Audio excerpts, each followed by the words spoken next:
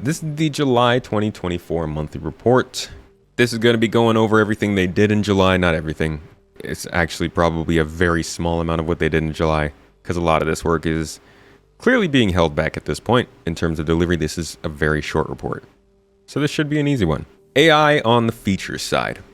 Last month, the AI features team worked on a combination of fixes and new functionality, including an issue requiring a usable to have an interactable component. A problem was also solved with stance not being updated, causing issues with AI exiting cover. So they'd kind of crouch run out at you. Like what are those things called from Gears of War? Those things that like run on all fours. Imagine a Ninetales soldier coming out at you, just like running on all fours. Sorry, that's a weird stance anyways. Why would you be on all fours in a firefight? This bug was caused by conflicting changes between Squadron 42 and Star Citizen when merging features. That sucks. Alright, the team solved problems with tactical query system conditions, silently failing without setting results, which led to uninitialized memory bugs. For example, when running the reachable condition, it occasionally returned a true result, when the point was not reachable because the result variable had not been initialized as false. This was blocking the testing of the cover hit reactions test level. Man, AI features. An issue with vision raycasting allowing NPCs to see through buildings was rectified alongside bugs with NPCs using the multi-tool. Are you telling me that NPCs have been looking at us through walls? Yeah, that was kind of clear, but also, nah, I don't think they saw me a lot of times. Or maybe that was just them not reacting to seeing me. Who knows anymore? The team also added dynamic object handling to the vision component to fix vision raycasts and entities from being blocked when doors change states. The handling of situation changes during aimed at events was improved too. New functionality was developed to support and restrict movement within assigned schedule combat areas, including being able to set up schedule areas and tags through the editor rather than just through the schedule. This allows the design. I'm kind of just coasting through this, to be honest. This allows the designers to more carefully control fights by giving the AI areas of interest, in a similar way to the existing tech for defend and attack areas, but on a broader scale. The AI team also added a significant piece of new functionality, AI groups. This enables perception data to be shared between AI within the same group, giving the designers more control over how NPCs are brought into fights and how they work together. For this, the team added a variety of entity changes, including AI group entity, allowing the designers to assign NPC groups. That's a surprise. AI group entity component, a runtime component to define NPC groups that can share knowledge, such as perception data. Okay. Wouldn't they all still always be able to share data? I guess not if they can't communicate in some way. Interesting, like animals. AI group entity exports group members as parts of object container data. Okay. AI group entity is a data forge record and on friendly call to arms heard. Wow. An event to bring the rest of the group into combat. That's like a very literal tag. Elsewhere, the team reviewed and made improvements to how AI uses wild lines, including adding new combat communication wild lines such as surrendering. Gotcha. Grenade reactions and throwing, investigation, hit reaction, reloading, and perception reactions. Basically just to let us know that they're doing those things. I'm throwing a grenade! Frag out. A script was created to check duplicate and unused communication names in pursuit of the gold standard wildline setup. The gold standard. There's a video I need to work on. Gold standard ships. All right, AI tech.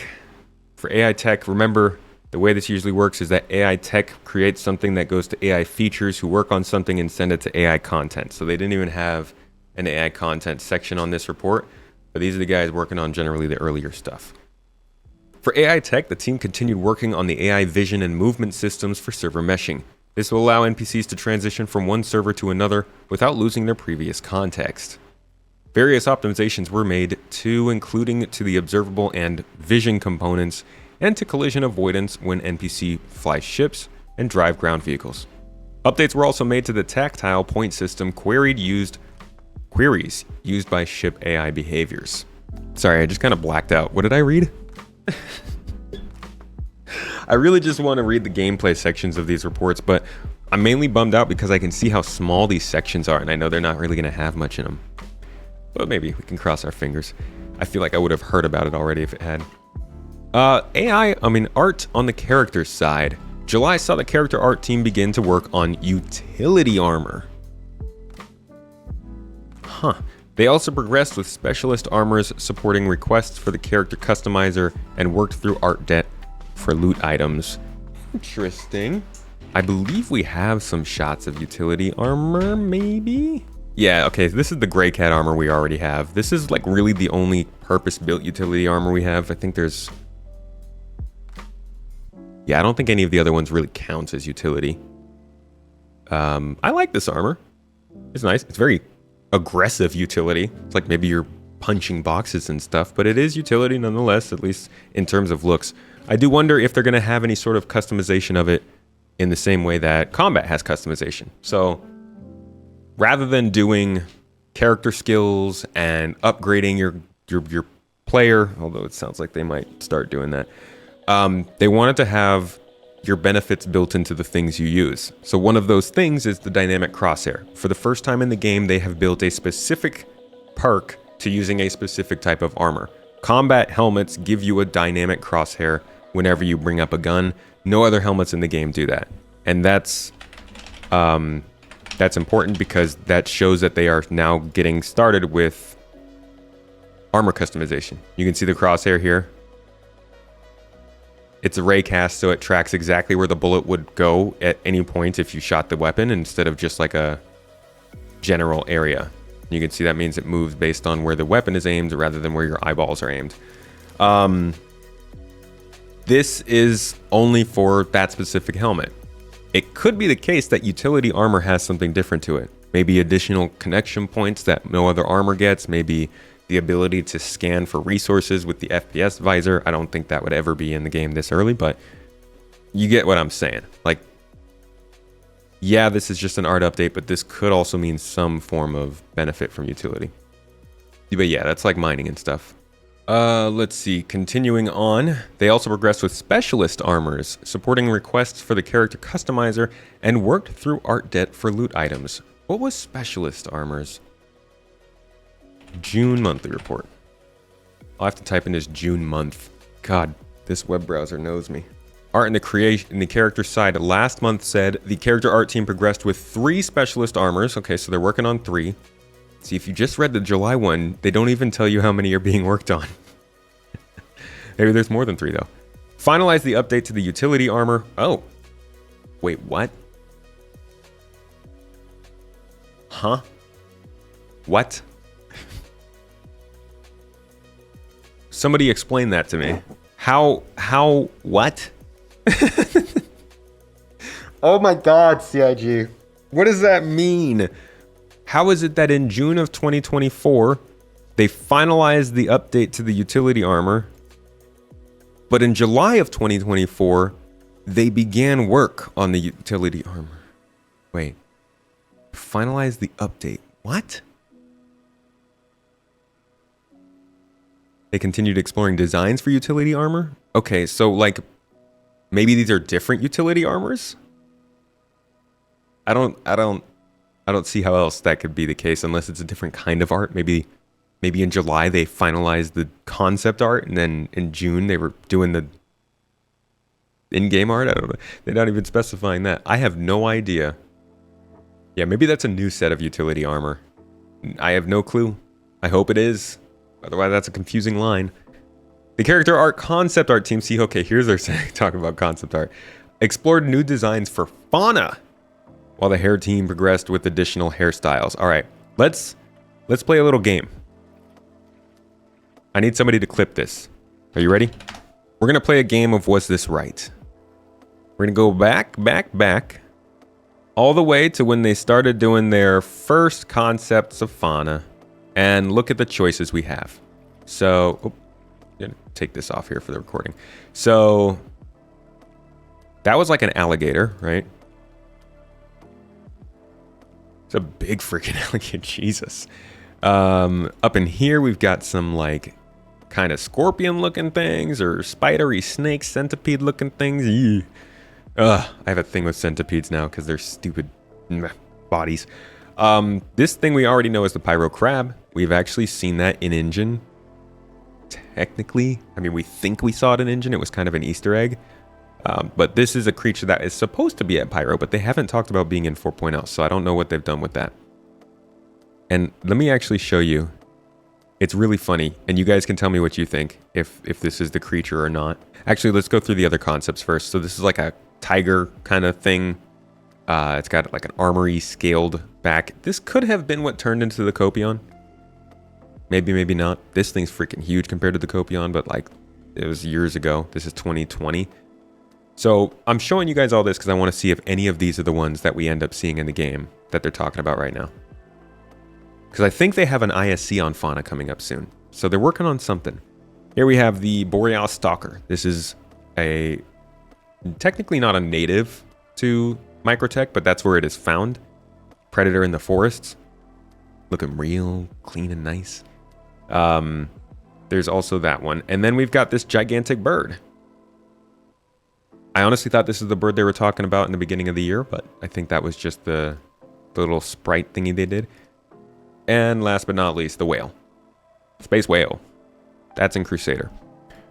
Okay, so let me show you the alien that we think we saw back in ISC. It's called the Pyro Crab. Here we go. You see that? Zoom in on that. And let me just... Sorry. I just said to zoom in on it and then I completely blocked it.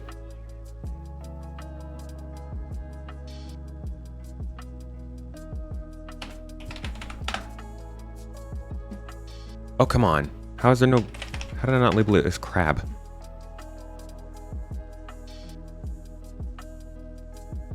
How close does that look? And I mean, it's not even the finished model. You can tell they just took whatever was in the concept art and put it there. But that's it, yeah? That's like definitely it. It's basically the same shape. So that was like a little Easter egg they dropped. And I think for one of the creatures they're working on, but that thing's huge. July saw ship art working toward new milestones for the vehicles currently in production, including... Look at how short they're being, including the RSI Polaris, Zeus, and 3 unannounced ships. Okay, can we just like go back to, let's say the March monthly report and see what they did to update their ship art section. All right, check us out. March saw progress on the RSI Zeus. Gray box was completed and all functionality has been validated, with the ship currently in the beauty and polish stage. Habitation in the central hallways made significant progress and are approaching completion, while the cargo hold continues to progress with the loading ramp's main piston structure improving rapidly, as well as the ramp interior and exterior. The landing gear is nearly complete and the overall exterior continues to progress too. The Anvil Legionnaire is in white box complete, with the team currently on gameplay validation and for artists to free up before they send to a full development. The team's work on the resource network begins with 10 ships nearing completion, some of which received the updated list of ship items. Update on a legacy ship continued too, with updates to the dash, cockpit, and some exterior housings. And then you go to July, and they're like, ship art work towards new milestones for the vehicles currently in production. What happened? Where'd all the detail go? They didn't even mention white box or gray box. They were just like, yeah, they all did stuff. Production of 3 new vehicles kicked off too, alongside 2 new concepts. So keep in mind they use the word vehicles here and ships here. So they have 3 unannounced ships. They have 3 ships, but this could also include ships. Most of the time. Sometimes they're not consistent with this. I don't freaking know. I don't think the ships at the end of last year's CitizenCon video count as unannounced ships, and these are reaching milestones. These aren't just starting, so these are somewhere in like possibly the gray box phase, and it could be this ship, could be this ship. People are speculating this is a starter ship from Crusader. I think Crusader or Anvil, it seems like to me. But yeah, it could be one of those two ships. There's no real way of knowing anything else that's not been announced. It could be the new Raven concept that they've been working on. They technically haven't announced that, so there you go. That's an unannounced ship that we know is coming soon. It could have just reached flight ready or final art. And then we've got 3 new vehicles kicking off alongside 2 new concepts. That's interesting. 2 new concepts is essentially there is no way we could possibly know what these would be, because new concepts aren't really based on any sort of update. They aren't based on any talks or anything that they've told us previously about those ships. These 3 new vehicles could be anything. This could be the G12. It could be the Apollo. It could be the let's see, they talked about the Legionnaire. It could be the freaking Ranger. What else could this be? I mean, it's production starting off on 3 new vehicles too. It's not even making any progress. So things that we've seen already in progress would be eliminated from that. So not the Apollo. But it definitely could be the G12. It could be the Raylan. It could be the Expanse. Yeah, there's a lot of options it could be, but I don't know what it would be. Core gameplay. It's my favorite section. Thank God we're here. Let's talk about core gameplay. This is your meat and potatoes. This is what we're actually doing in the game. This is really things that matter. This is the gameplay, not the supporting stuff. They made this a new section, I think, last year, and it really makes it easier to get through these monthly reports. This is the section you should read if you're just casually going to check in on one of these reports. This and the economy section are probably the 2 most interesting. The gameplay features team progressed with a wide variety of features throughout July, beginning with Charge and Drain. Charge and Drain shouldn't just be from the multi-tool, and I might not be correct. There's a good chance I'm not correct. There is a clip that they gave us a while back. It might have been during a gameplay demo.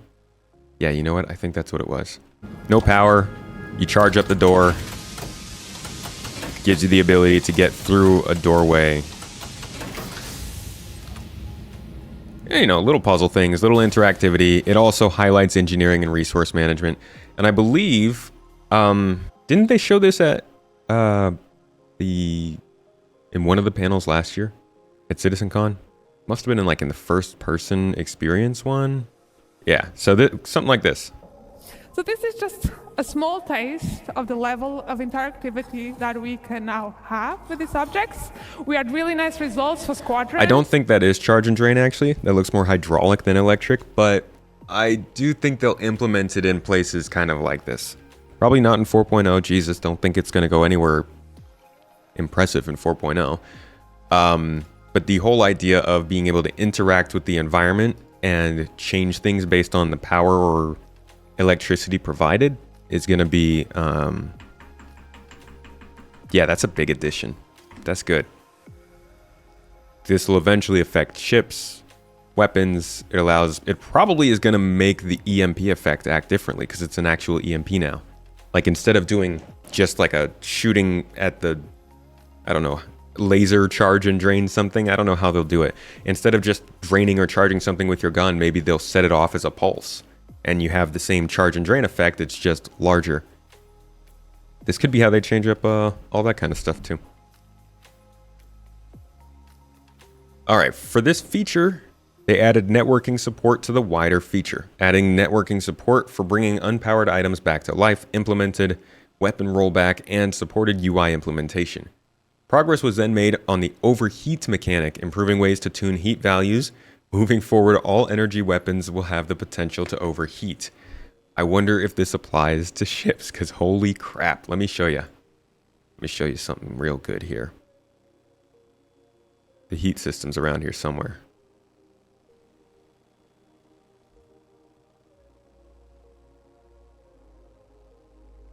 I was looking for this picture. But this is so small. I want this picture for my thumbnail for my video coming out tomorrow. Here it is. Heat. Improving the current heat system to provide a more systemic experience between items and vehicles. This will cover a variety of issues and their effects on vehicles, from how heat affects various components in a ship to incorporating heat values into the room system. We talked about that at the beginning of the stream. All the way up to defining the ambient heat of a solar system. So, we do have some levels of heat, but it doesn't really get too wild in ships just yet, or in items in general, weapons. This sounds like they're finally bringing it over to actual items in the game, including all energy weapons will have the potential to overheat. Someday, maybe. Think about it, CIG. If anybody's listening, please. Scott, Tabin, anyone on the team. Can we get something like the OG Halo Combat Evolved Plasma Rifle? Please? That'd be awesome. I love that gun. It's got a place in my heart. I hated using it. It's just something about the sound of it, the way it overcharged, the way elites were pissed if you shot them with it. Anyways, I'm a big old Halo fan. This is the chief. This is Halo guy. I really like that game series. Okay. Tasks were also completed for light amplification, adding control hints to toggle it on and off on supported scopes, while bugs were fixed for the fire extinguisher and quantum travel for server meshing. I've seen a couple videos of the light amplification scopes showing up in PTU, so I'm guessing they're starting to be tested and they will be in 3.24. Makes sense since tasks were completed. Nice to see something from the monthly report getting into the game literal days within the monthly report coming out. That's pretty cool. But it's still not for visors. It's still not for your overall experience. It's just for the scopes on guns. So it's not quite what we wanted, but it's getting closer. All right, gameplay features. Continued improving control surfaces, addressing various tuning issues while zero-G traversal markers were implemented. Control surfaces are what are going to make you start to have trouble hovering. That's what's bringing back hover mode for us. For the multifunction display MFD rework, comms list, hail target, and comms call functional... okay, yeah. Functionality were added. Sorry, I thought for a second that hail target was something different. Work also began on... Wait. No, that's right. Can we hail target right now? I don't think we can. And that's always been... I feel like right now you can get into proximity chat and say something and not knowing if you're actually going through to the player. But I think if somebody hails your ship and talks, it should probably come through the game sound.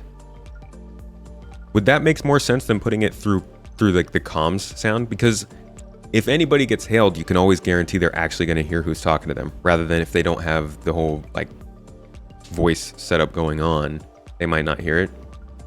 Or should it still go through the chat comms? And this is if somebody actually accepts your call. That'd suck if you could just spam your voice into somebody else's cockpit.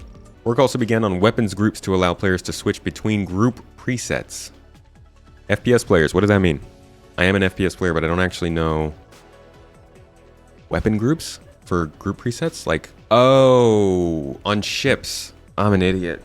Last month, significant progress was made on jump points, with gameplay features providing design with the ability to define exit locations, which will also have physics force to push players away from the exit. Players will now also get pulled into the tunnel one by one when making a jump. One by one?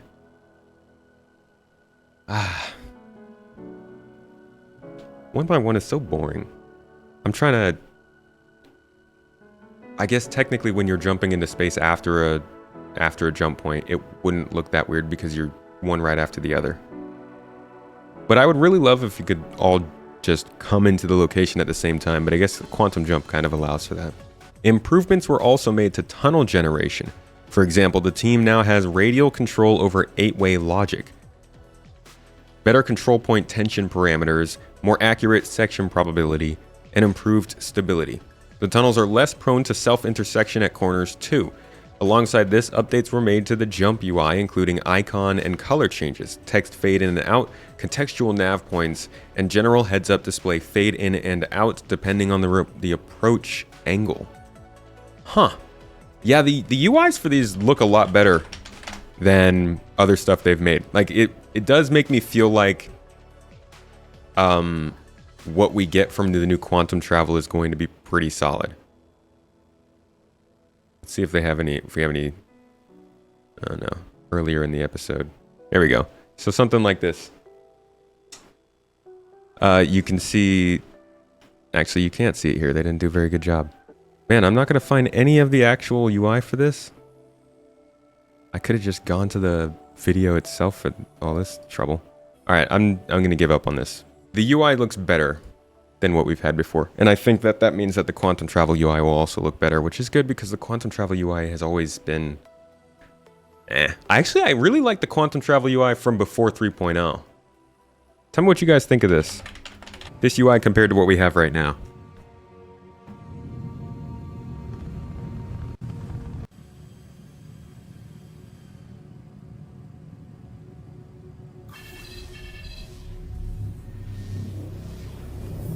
Oh, we lost the UI. We lost the UI for cinematics, but you get the idea. It kind of actually labels a bit of a tunnel for you in the UI elements. Maybe it's nostalgia. Last week we... But I like that one. I hope they go back to something like that when they're launching it. Continuing on, July also saw progress on engineering gameplay, including making fully distorted items consume resources despite not being functional. Oh, that sucks. So if you get long-term distorted, they could just make you drain your own fuel. Support was added for Master Modes 2, with Quantum Drives now going fully offline in SMC mode and shields going offline in nav mode. The engineering screens and MFD progressed, with tasks beginning on power assets and the assignments and the assignment UI. Oh my gosh.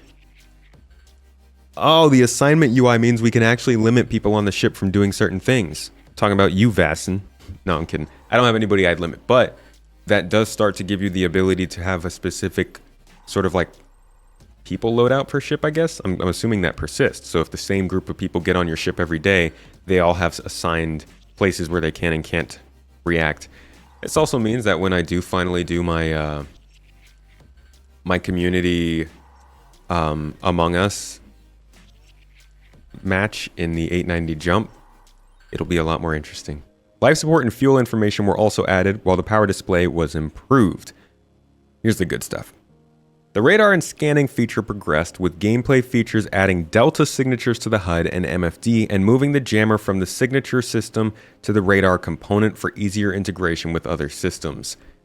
The delta signatures are like significance events.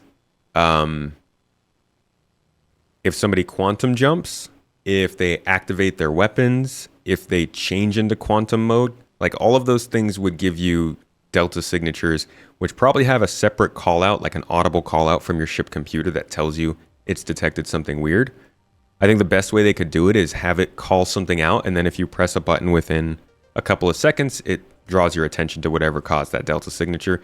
But this seems like a way to signal to people that something significant is happening besides just, oh, they targeted you, or they shot you. Like, I guess this is supposed to help you before all that happens.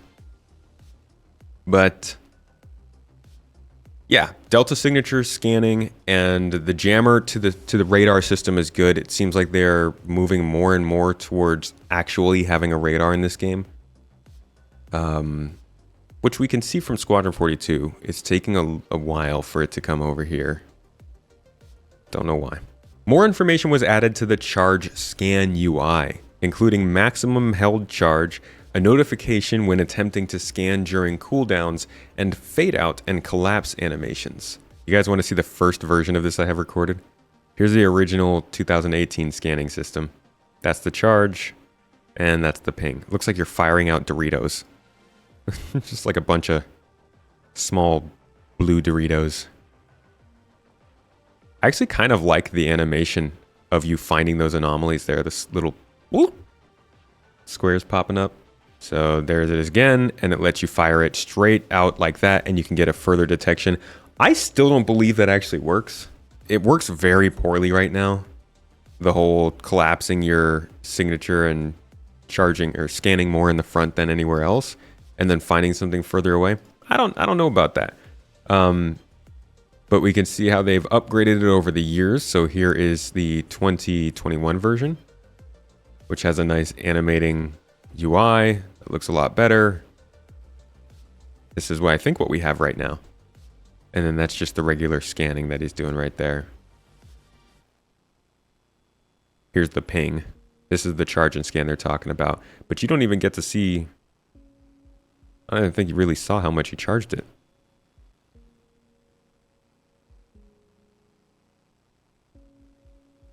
I guess there was the charge on the side. The UI was probably kind of glitched back then. But they're adding this to the FPS version as well. So there's the ping. And there's the wave that's scanning. And, you know, people see it as... Yeah, the wall hack, there it is. People see it as wall hacks. People, not to say that it's a bad thing, but it is part of technology again and equipment. Maybe it'll be specialized. Who knows?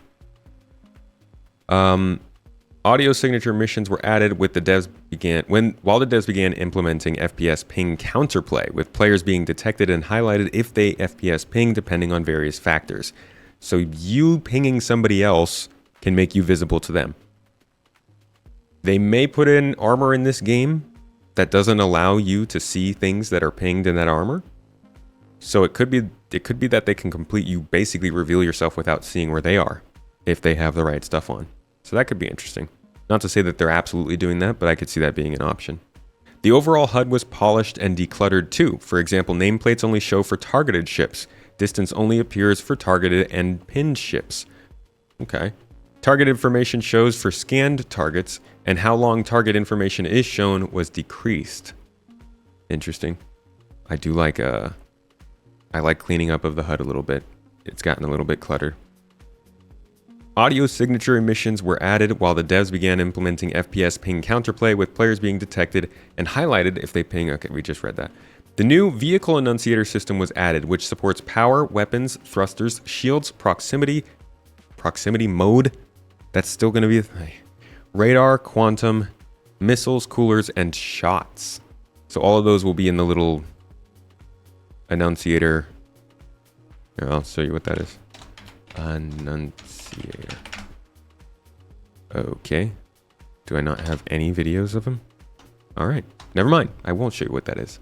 Following last month's progress on the mission refactor, the team added the option to spawn objectives at random points near planets, both inside and outside the atmosphere. Alongside this, the ability to attach objectives to players was added, contract generation was improved, and the new contract broker service was implemented. The latter was created by the online services team and enables full contract details and properties to be procedurally generated client-side from contract definition. It's a lot of contract.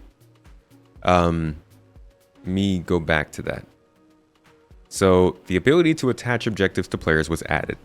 Bounties, investigation missions, medical missions, that kind of thing. Contract generation was improved and the new contract broker service was implemented. Okay. The latter was created by the online services team and enables full contract details and properties to be procedurally generated client-side from contract definition. Basically, they're going to generate the mission on the client side. All right, support was also given to actual missions, with various bugs being fixed and improvements made to the back end of hauling contracts. Further support was given to Blockade Runner. While various issues with the UI were fixed, the contract manager's abandon button behavior was extended to hauling missions too. Various updates were made for the upcoming cargo release. For example, they added search functionality to the item bank and freight elevator kiosk. Adjustments to auto-loading times based on box size and debugging functionality to the instanced interior system. Love to hear some adjustments on auto-loading. That's good. Also payments, please. The payments are abysmal. Bug fixing was also done for the cargo system, air traffic control, item bank, freight elevator kiosk, and cargo missions. There's your bug fixing. somebody asked before. Economy team. July saw the economy team progressing with their tasks for Pyro, including the outer rings. They also were, oh, that's fun. They also worked on a refactor that will allow them to create and modify ships in a more scalable manner. For cargo, balancing was done to the price and time of auto-loading to give players the choice between manually loading or paying for convenience and speed. Oh. Wait. What? How come it says paying for convenience and speed as if speed is a good thing? Is it going to be faster to auto-load? That seems to imply that they're saying manually loading will be slower than what you get for paying. Which I don't mind. I'm just wondering if they want to do a payment, a time penalty or a time benefit from paying. Because ultimately, I think the equation for people comes down to time versus money. Obviously, being there or not being there is a thing, but I think people are going to tend to just go for whatever is faster and then pay the money to do that. So a speed benefit would definitely get more people to do auto-loading, I think. In fact, I think a speed benefit would make it so the only people who are doing manual loading are the people who actually like it, or you're broke. A balance pass was also done on vehicle components, including new life support systems and jump drives. Okay. Finally, the devs continued to develop their understanding of player profiles to ensure that each career is profitable according to the long-term vision of the economy. That's good. And not making them absolutely exact when it comes to profitability. Yeah, people will try and meta the fastest way to make money, but maybe make them make more money and less money compared to each other at different stages. Mix it up a bit. In-game branding. Continued wrapping up the tasks for jump points and the pyro system. Polishing content and ensuring everything fits the environment. Cool. Mission design. They continued working on unannounced content alongside a suite that uses individual features to create a complex form of repair missions. Ooh. Oh, that's real good. Is that missions using engineering? Man, I wonder how long that's going to take to make. I hope it's not more than a year, but I expect it to be a long time. For the latter, they identified key structures that would be used to ensure a location stays up and running and made them breakable. I like that. Yeah. Using information gathered from cargo gameplay, work began on resource gathering. The current focuses on emergent gameplay that pulls resources from the verse, starting with mining. For example, if a location requests a specific resource, the player can choose how to require it, by mining, buying, or piracy. I think the cargo gameplay will always be the same. I think it will always be based on the boxes you get, that's really annoying. Because how are you going to know? They need to give us some UI methods of knowing when you're getting boxes from different locations that are getting delivered at the same one or at different ones.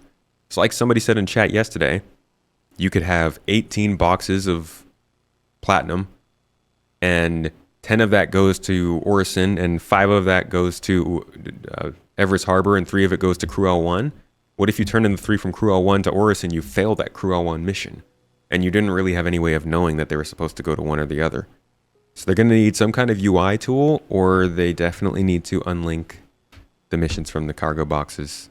But if it is from a different place, they kind of have the ability. No, it's a game. It's a game. They just allow you to. It's like technically in real life, yeah, you might actually fail a delivery if you send it to the wrong place, but we don't have a freaking shipping label. It's in the contract, but they don't tell you, like, they need to make the UI indicator of what box is which clear, or else you might turn in the wrong box to the wrong place, even if they're the same stuff. Alongside this, progress was made on the mission system refactor, which will change how missions are offered and future-proof the wider systems. It also creates an opportunity to fix legacy issues and folder structures and reassess existing missions. They'll also be able to implement new features into the mission system to allow greater control and create more MMO-style features and content. MMO features! Alright, narrative. The narrative team spent July continuing to support development for Alpha 4.0. This included a mixture of mission text, brainstorming ideas for additional mission content, and delving into some of the various locations being placed by the environment and design teams.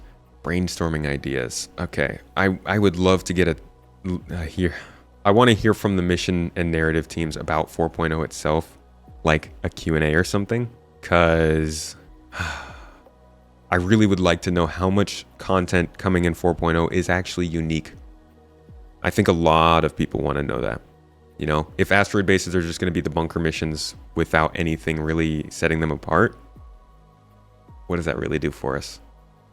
Yeah, factions might make a difference, but there need to be some kind of objectives there. On the Star Citizen 1.0 front, the journey to 1.0, narrative worked closely with design to define mission providers and aspects of reputation. Work also started and the initial scripting and development of additional location stories for players to discover. Ho-ho! That's what I'm looking for right there. Location stories for players to discover. Oh my gosh. That's good stuff, man. That's literally what I was just saying. More lore in the game. And location stories are some of the best parts of the best RPGs I've played. Like, you'll literally get whole movies come from location stories in some aspects, in some fictions. Like, technically Han Solo's story it could be considered a location story, right? You just learn about it in some kind of story somewhere in the Star Wars universe. It's got a whole movie about it. That's the kind of, like, this is good. This is exploration. This is, you know, just discovering new lore. This is what makes locations actually unique and interesting, is all that kind of stuff. I'm glad to read that. It's initial work, but it's clearly more for Star Citizen 1.0 than anything, so this is still years away. Wait, a variety of lore content was published on the website, including a pair of Whitley's guides for the Vulcan and the Carrack. Online technology. In July, the online services team collaborated intensively with the gameplay and UI teams to introduce a significant quality of life enhancement to Freight Kiosks, a search bar. This new feature allows for quick item searches by name, improving the efficiency of locating items within large inventories.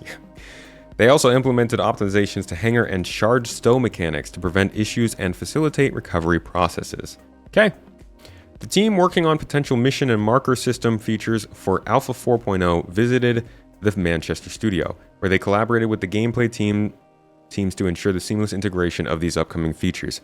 How about also to work on their presentation for CitizenCon, huh? What about that? Like, they've got to already have the key points of CitizenCon planned out, if not the whole show, right?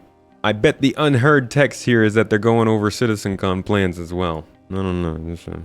In preparation for Alpha 4.0, online services began developing a new player trade service. Does that mean players are getting traded or players are doing the trading?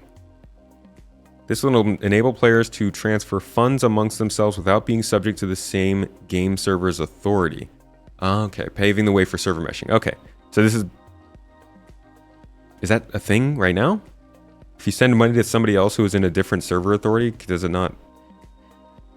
Oh, that's interesting. I was really hoping this would include items and stuff. Can't wait till we can trade items, good lord. Lastly, the team focused on bug fixes, stabilizing the Alpha 3.24 release, and finalizing the social services refactor. This extensive project, which online services have been working on for the past few months, is now ready to go live, making a significant milestone for the team. Marking. Wonder if this is in 3.24.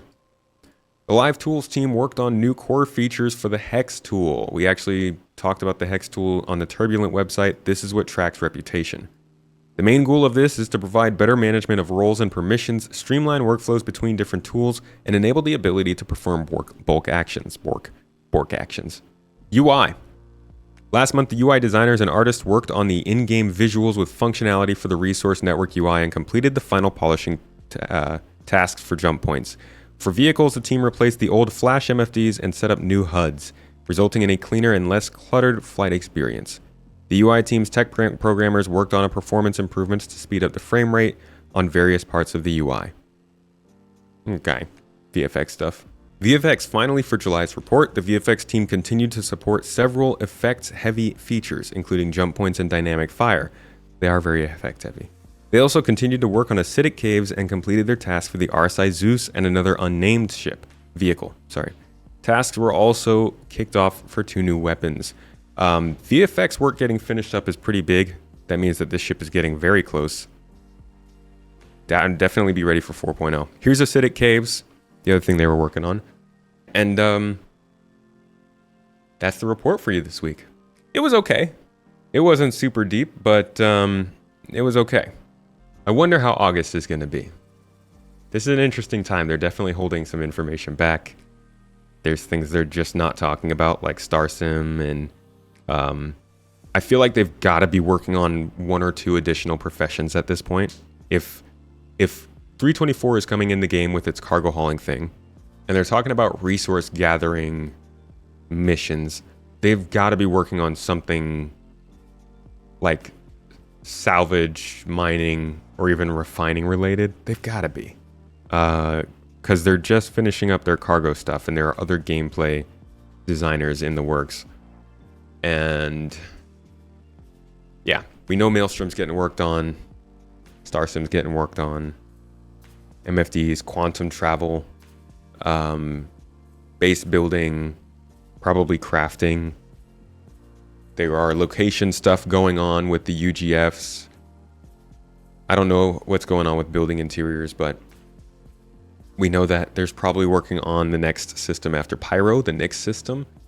Just like they're definitely holding stuff back. So we'll see what they're bringing to us for CitizenCon. This was an okay report. It had some good stuff in it, but it's probably one of the lower point ones of this year. But this year's been a lot of good monthly reports.